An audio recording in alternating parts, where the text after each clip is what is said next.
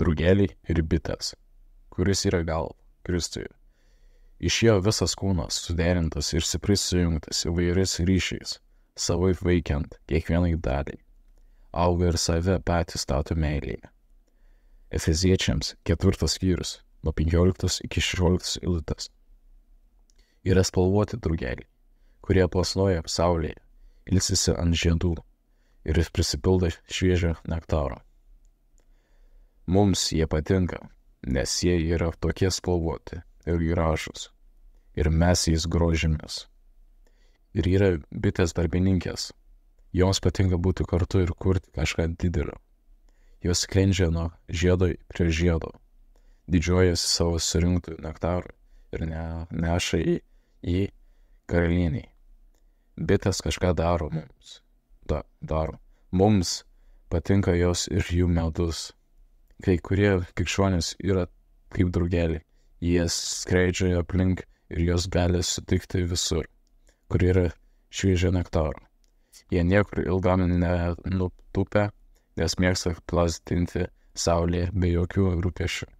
Jiems nepatinka prisirišti prie kokios nors bendruomenės, bet mieliau gyventi savo gyvenimą. Žinoma, jie myli viešpatį, bet remdamiesi savo pačių supratimu. Daug krikščionių yra kaip bitės. Jie gyveno dėl avilo, kad jis klestėtų ir augtų. Viena bitė rūpinasi kita. Kartu mums geriau sekasi, kartu esame stipresni. Jos šlovina savo viešpatį. Savęs nesureikšmina, o jis jomis rūpinasi, nes jis jomis pasitikė. Bažnyčia, Kristaus kūnas, auga.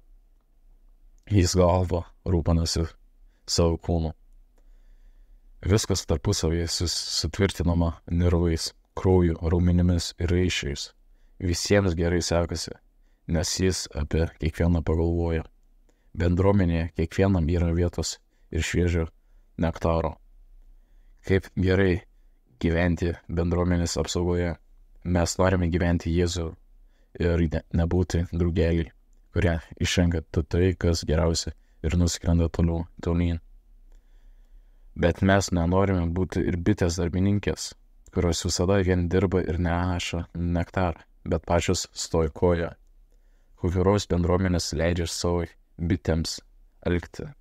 Jau tarsi normalu, kad žmonės ieško kitos bendruomenės, kurie atitinka Jėzus įsivaizdavimą. Niekur niekada nebus tobulas bažnyčios, bet mes nenorime elgti. Jis turi mumis rūpintis bažnyčioje, kurios gali galvoti jis yra.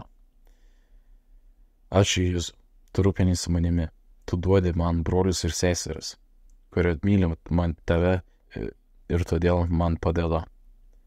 Taip tu viską nuostabiai sutvarkei. Niekam nereikia elgti, tu patenkini bendrystės troškimą, bendro džiaugsmo ir šlovinimo džiaugsmą, intimos draugystės ir dvasinio maisto. Tu esi geras. Amen.